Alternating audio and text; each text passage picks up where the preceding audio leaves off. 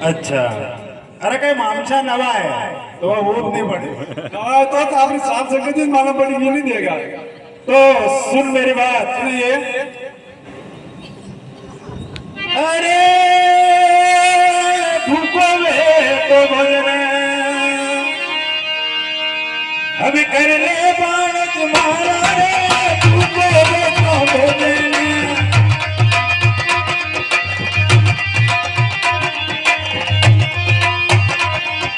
भोजन को बनाया बेटा तूने माँ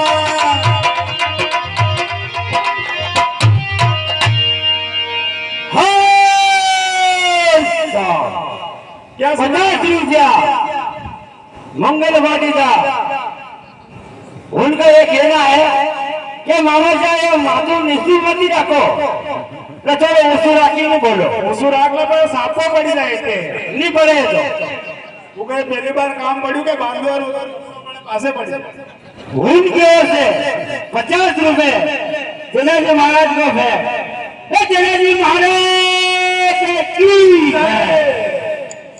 मामा शाह सुनाइए। आप कह रहे हो भोजन से मैं जाऊं मन तो लगेगा आप भोजन थोड़ा पड़ जाएगा।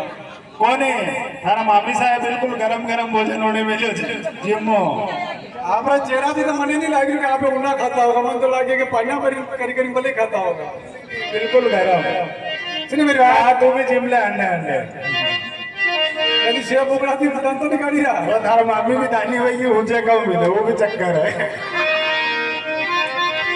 सुनिए मेरी बात सुनाइए।